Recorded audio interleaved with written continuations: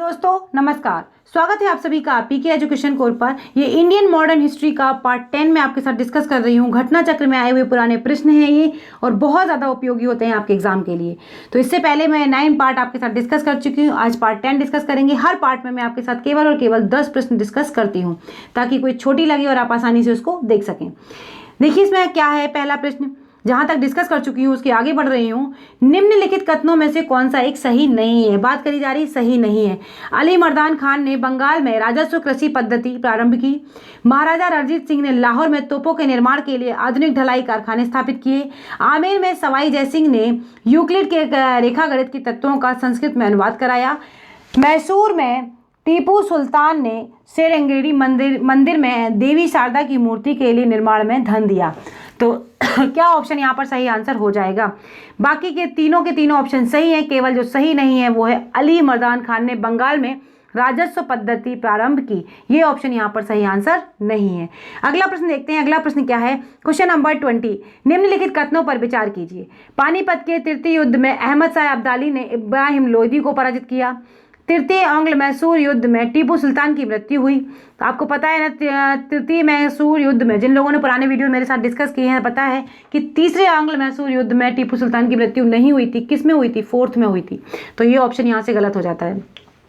प्लासी के युद्ध में सिराजुद्दौला की पराजय के लिए मीर जाफर ने अंग्रेजों से मिलकर षड्यंत्र रचा था। तो क्या ऑप्शन यहाँ पर सही आंसर हो जाएगा? अगर आप देखेंगे यहाँ पर, तो ना तो ये ऑप्शन सही है ना ये ऑप्शन। जो सही है वो केवल और केवल क्या है? प्लासी के युद्ध में सिराजुद्दौला की पराजय के लिए पूरा का पूरा इसको लालच दिया गया था अंग्रेजों के द्वारा। किसको? मीर जाफर को।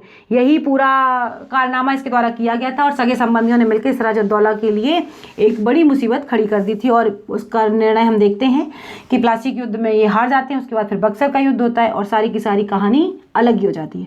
तो ऑप्शन बी यहाँ पर सही आंसर हो जाएगा। अगला प्रश्न देखते हैं। क्वेश्चन नंबर 21, निम्नलिखित में से कौन सुमेलित नहीं है? ध्यान रखा करिए, जब भी प्रश्न पढ़े सही नहीं है सही है इस पर जरूर ध्यान दिया करिए, क्योंकि कई बार प्रश्न सिर्फ इसीलिए गलत हो जाते हैं कि अगर आपने सही नहीं और सही पर ध्यान नहीं दिया। तो देखते हैं, Hector Munro, Lord Hastings, Lord Wellesley और लॉर्ड कार्नवालिस कौन कौन किस युद्ध से संबंधित हैं?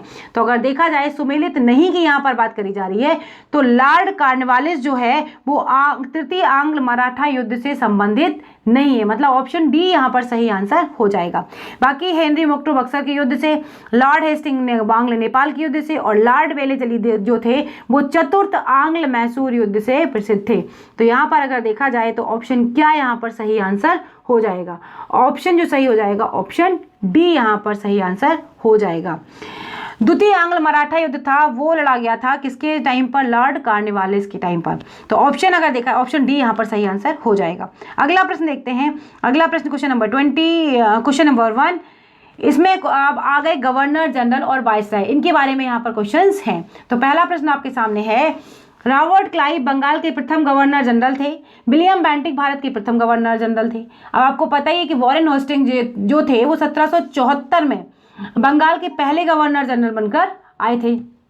तो ऑप्शन यहाँ पर क्या सही हो जाएगा? ऑप्शन केवल बी ही सही होगा ना, केवल 2, ना कि ऑप्शन सही होगा ये। तो ऑप्शन ये सही हो जाएगा, ऑप्शन बी। अगला प्रश्न देखते हैं क्या है। क्वेश्चन नंबर 2, भारत के प्रथम गवर्नर जनरल थे Robert Clive, Warren Hastings, Lord Mayo, Lord Wellesley. अभी अभी आपके साथ डिस्कस किया। तो क्या ऑप्शन यहाँ पर सही होगा? Warren Hasting. ऑप्शन बी यहाँ पर सही आंसर हो जाएगा। अगला प्रश्न देखते हैं क्वेश्चन नंबर 3। क्वेश्चन नंबर 3 में क्या है? निम्नलिखित कथनों में से कौन सा सही नहीं है? जन प्रशासन की नींव वॉरेन हेस्टिंग द्वारा मजबूती से रखी गई, जिस पर ऊपरी संरचना कार्नवालिस ने की।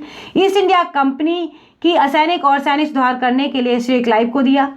लॉर्ड विलियम बेंटिक सबसे बड़े ब्रिटिश शासकों में से एक था, क्योंकि उन्होंने भारत में ब्रिटिश साम्राज्य को संग्रहित किया। लॉर्ड डलहौजी ने द्वितीय के सिद्धांत के आधार पर ब्रिटिश साम्राज्य के समृद्ध क्षेत्र जोड़े। जो व्यपगत का सिद्धांत है उसके आधार पर यह बात करी जा रही है। तो अगर देखेंगे तो ऑप्शन सी यहाँ पर सही आंसर हो जाएगा, क्योंकि ऑप्शन सी ही ऐसा है जिसमें ऐसा कहा गया है कि लॉर्ड विलियम बेंटिक ने ऐसा कुछ भी नहीं किया था। ऑप्शन सी यहाँ पर सही आंसर हो जाएगा।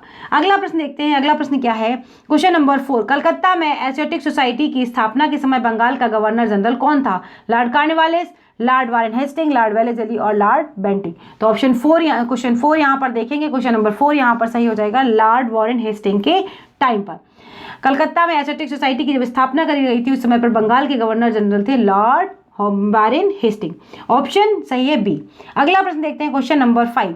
सुरक्षा प्रकोष्ठ की नीति संबंधित है वारेन हेस्टिंग से, लॉर्ड डलहौजी से, हेनरी लॉरेंस से या फिर लॉर्ड हेस्टिंग से।